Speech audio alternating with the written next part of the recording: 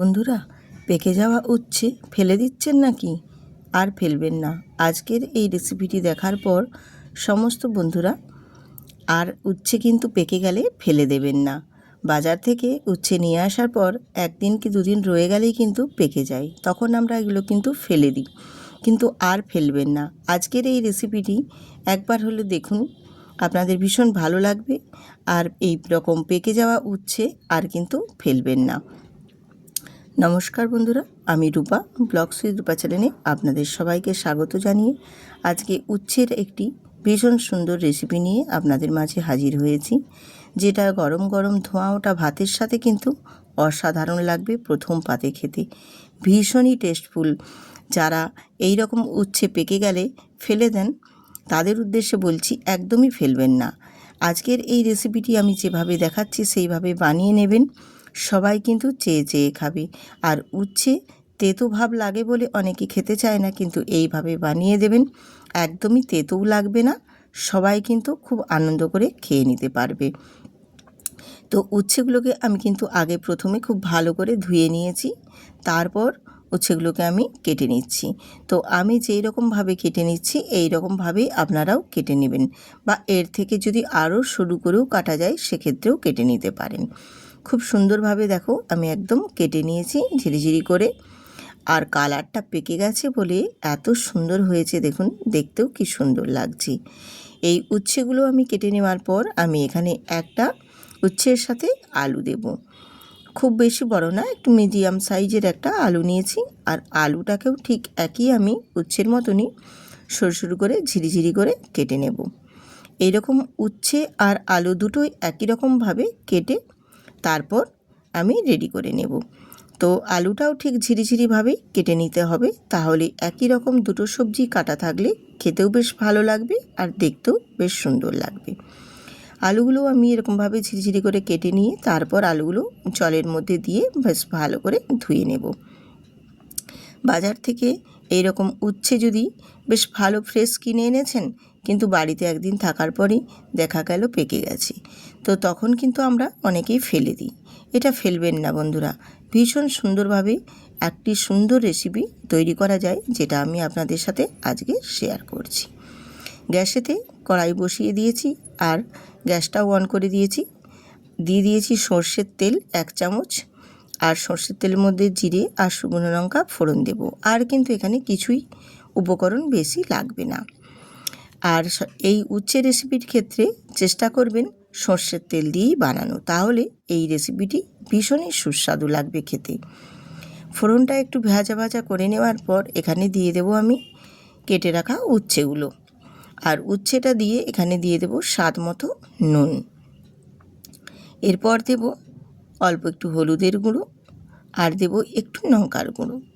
যেহেতু উচ্ছে একটা তিতো সবজি, সেক্ষেত্রে একটু ঝাল ঝাল কিন্তু হলে বেশ ভালো লাগবে।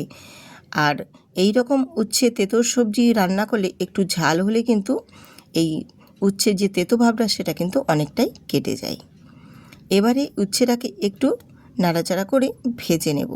উচ্ছেটা প্রথমে আগে একটু ভেজে নিতে হবে, তারপর আমি আবারও উচ্ছের সাথে অ্যাড করে দেব কেটে রাখা যে আলুগুলো কেটেছি। এবারে আলু আর উচ্ছে দুটোকেই বেশ ভালো করে একটু ভেজে নেব। এই রকমভাবে একটু ভেজে ভেজে নিলে তাহলে উচ্ছের তেতো ভাবটাও কিন্তু অনেকটা চলে যাবে, আর সবজিটা মানে আলু আর উচ্ছেটাও বেশ একটু কষানো হয়ে যাবে। এরকমভাবে একটু নাড়াচাড়া দিয়ে দিয়ে রান্নাটা করবেন, খেতে বেশ ভালো লাগবে। গরম গরম ধোঁয়া ওঠা ভাতের সাথে প্রথম পাতে খেতে যে কী অসাধারণ লাগে, আমার তো ভীষণ ভালো লাগে। আপনাদের কেমন লাগে কমেন্ট করে কিন্তু জানাতে ভুলবেন না। আর আজকের এই উচ্ছে রেসিপিটি কেমন হয়েছে সেটাও কিন্তু কমেন্ট করে জানাতে ভুলবেন না, এবং ভিডিওটিতে একটি লাইক দিতেও কিন্তু ভুলে যাবেন না বন্ধুরা, আমি বারবার রিকোয়েস্ট করছি। ভিডিওটি পুরোটা দেখবেন, আশা করছি ভালো লাগবে। আর বাড়িতে একদিন এই রকমভাবে বানিয়ে দেখবেন, গরম গরম ধোঁয়া ওঠা ভাতের সাথে খেতে কিন্তু অসাধারণ লাগে। আমি দেখো উচ্ছেটা কিন্তু আলুর সাথে খুব ভালো করে একটু নাড়াচাড়া দিয়ে দিয়ে একটু ভাজা ভাজা করে নিচ্ছি। আর যেহেতু উচ্ছেটা পাকা ছিল, সেজন্য উচ্ছের কালারটা ভীষণ সুন্দর এসেছে দেখো। এত সুন্দরভাবে কালারটা এসছে, আর ভেতরের বীজগুলোও তো একদম লাল, তার জন্য বেশ সুন্দর একটা কালার এসেছে। দেখো বেশ সুন্দর করে কষিয়েও নিয়েছি, দিয়ে এবার একটু জল দিয়ে নাড়াচাড়া দিয়ে দিচ্ছি, দিয়ে বেশ ভালো মতো একটু জলের সাথে মিশিয়ে নেব।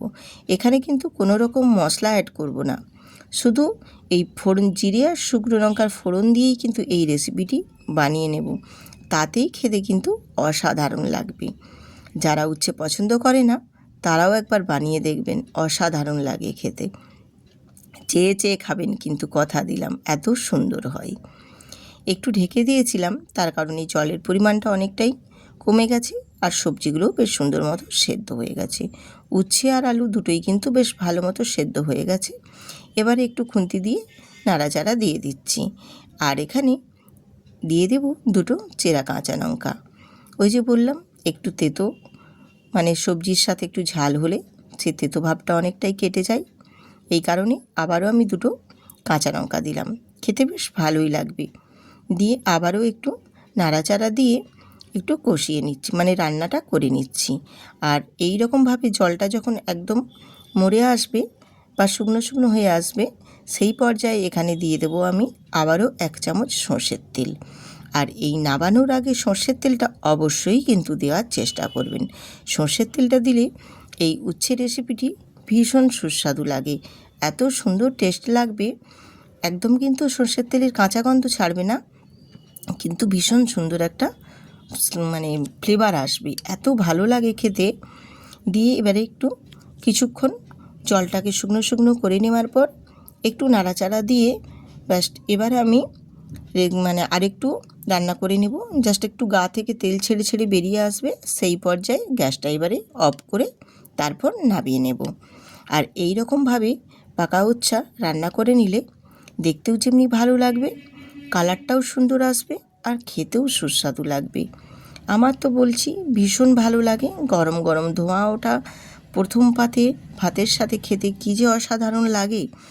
আপনারা একদিন হলেও ট্রাই করে দেখুন বন্ধুরা, ভীষণই সুস্বাদু লাগে এবং খেতেও কিন্তু ভীষণ ভালো লাগে। বানিয়ে তারপর আপনারা ট্রাই করে আমাকে কমেন্ট করে জানাবেন সত্যিই খেতে অসাধারণ লেগেছিল কি না।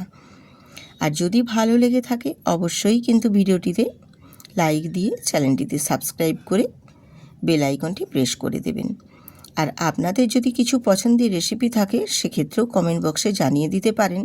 আমি পরবর্তীকালে চেষ্টা করব বানিয়ে আপনাদের সাথে শেয়ার করার জন্য।